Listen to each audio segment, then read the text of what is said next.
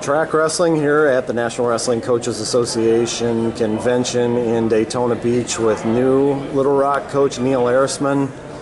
Been on the job long enough to have business cards now, but not much longer than that. What, about 5-6 weeks? So since July 12th, so right before Fargo, so a couple weeks. Okay. What goes into your job at this point? I mean, obviously, you mentioned Fargo. I mean, probably recruiting is huge at this point. Putting a staff together is paramount. What are the priorities? Right now, I would say that it's recruiting, getting my fundraising going, and just kind of, getting in contact with everybody in the state and getting involved and just really reaching out and establishing relationships with the people that are in the community and in the state. Let's rewind.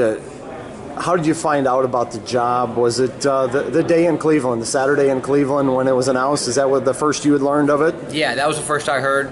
I hadn't heard anything else of it. I found out that day. Nationals was over. Well, I found out like right before the finals.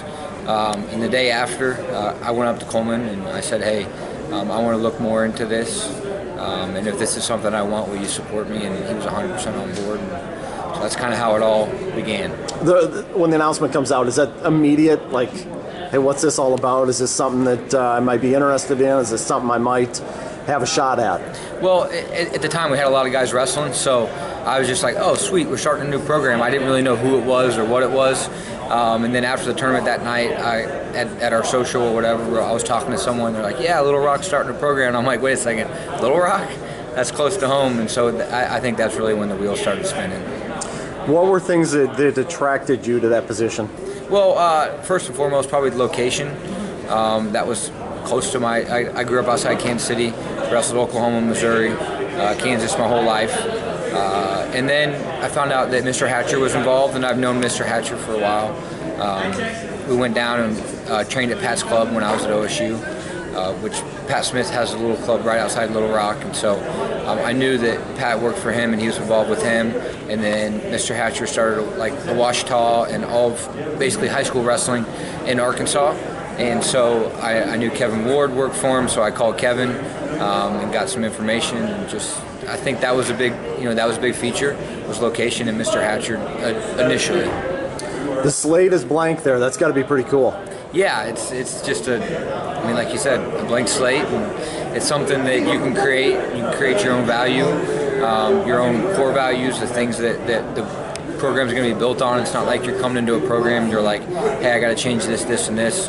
Everything's the cornerstone of what we're going to do. So what will be the bedrocks of Little Rock wrestling? It'll start with the foundation of what you live your life on. For me, that's my faith. But I expect athletes to have something for themselves.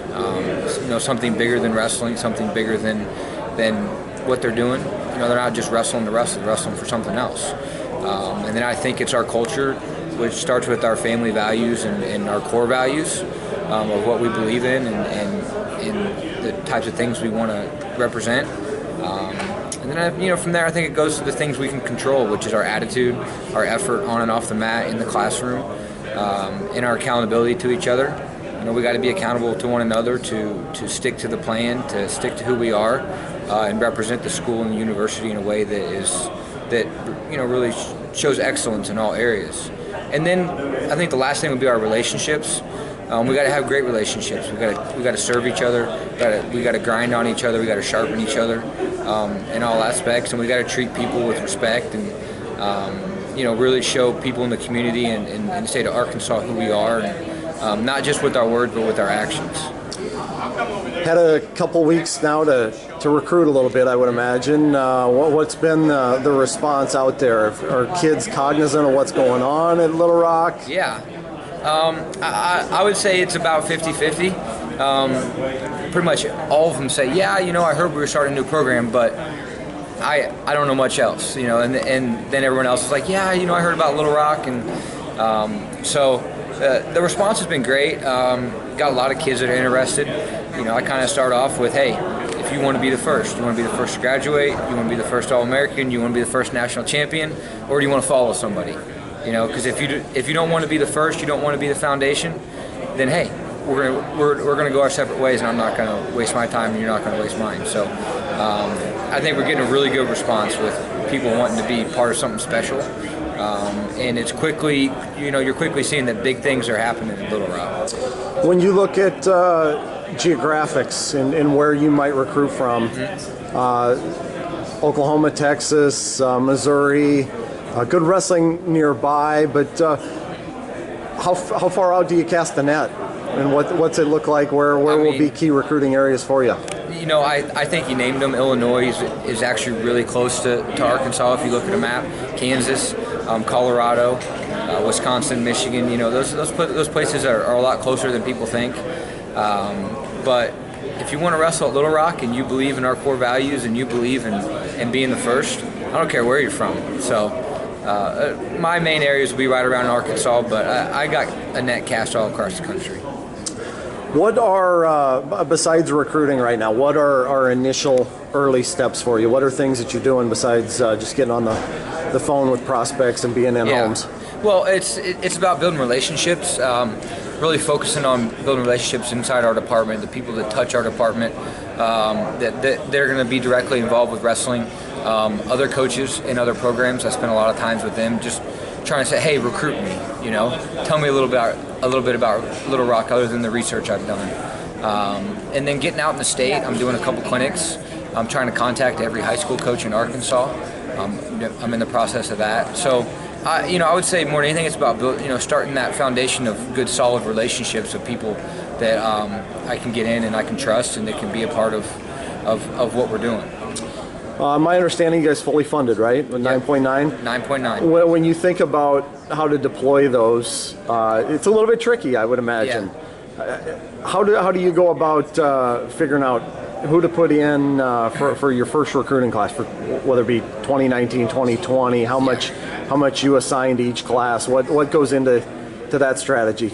Well, there's a lot of strategies with Little Rock, because if you touch Arkansas, if your state touches Arkansas, you automatically get in-state. So right off the bat, I got several good wrestling states that are going to get $10,000 before we even talk anything else. And if you don't, you can qualify for up to 90% in-state. So those two right there are huge. I got a lot of academic money I can hand out. So it's really kind of a puzzle putting together of finding the right type of kid that fits Little Rock and that we fit them, and what they bring academically, what they where they're from, and how interested they are. So I would say that it's kind of a big puzzle right now that I'm sorting through. I think Coach Smith asked me when I first got the job. He goes, "You just going to spend all 9.9 right out the gates?" I'm like, "No, I'm gonna do it right and make sure we're sustainable for the future." And I think every decision we make with scholarships will be with the future in mind. How about staff? How soon does that get put together? Not for a while, not till April, but I've got a lot of good response from a lot of people. A lot of people are excited. What about facilities? I know when we were in Cleveland and I met the folks from Little Rock at that news conference, they were saying it's going to be a first-rate operation that all the way across the board. Do you know what facilities? Yeah, we break ground next month. It's going to be, I think it's going to be envied by all.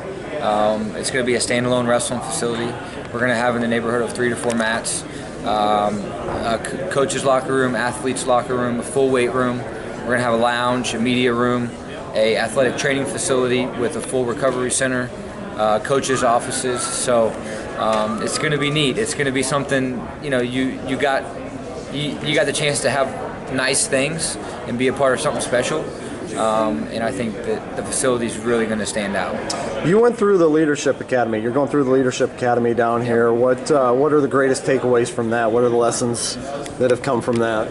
I think that the biggest thing for me is that I started in the CEO Leadership Academy 2 days ago, and you're learning from coaches who started from scratch, or you're learning from coaches who came in and said, we had a program, but I had like 5 guys on the team when I got there, or we had a program and I had to clean house, or this and that. And so I think it's just encouraging to hear that I'm not the first one to go through this, and there's going to be some tough times. There's going to be different seasons in life, and This is just a new season for me and a new challenge that I'm really looking at as an opportunity. So I think that's the biggest thing, is just seeing other people go through what I'm about to go through.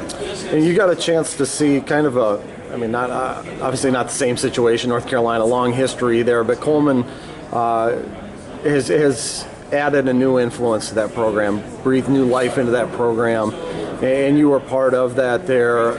How many of those lessons apply? What did you take from that, and what did you learn from him? Well, I would say that was one of the most valuable experiences of my life outside of being a high school coach for about a year and a half. I got to do a lot. Coleman was training, and so he trusted me with a lot, and we worked hand in hand from day one together. And so I think a lot of those are going to really, or already have transferred over to where I'm at now. We had a lot of unique experiences that most people have probably never gone through. We had a lot of situations that weren't ideal. We had to deal with a lot of different issues, and so it was exciting because we're both fully vested in North Carolina. So what's going on there, I'm just as excited for Coleman and everybody else there. But I'm trying to take it all over and over to where I'm at and apply it. You thought about this upcoming season, what it's going to be like, not having a team to coach, being in the corner? Yeah, that's kind of difficult when you think about that. But when I look at the positives, I'm going to be on the road a lot. I get to spend a lot of time with my family. My son's starting kindergarten. So it's a time for me to also take a step back and see where I'm deficient and where I can get better for the program, and spend some time with my family and while I'm building this thing, and just to get to spend a lot of quality time and make sure that we're going in the right direction. So it is going to be weird. It'll be the first time, and I can't tell you how long, that I'm not out on the mat coaching, but I'm looking to take advantage of it. That's interesting you say that, the words "where I'm deficient." Yeah. What goes into that evaluation process? Well, I think it's about being honest with yourself. Just looking back when I was at North Carolina, looking back when I was at a high school, looking back when I was at Oklahoma State, and saying, hey, just reflecting and saying, hey, that guy didn't get there because of this, or I missed the boat on that. And just thinking about a lot of recruiting situations, training situations, asking questions. I'm going to try to get on some overseas tours this winter and try to open my eyes up some more. But it's just about reflecting and looking at other coaches and asking advice and really just constantly learning. And I think that's where that starts.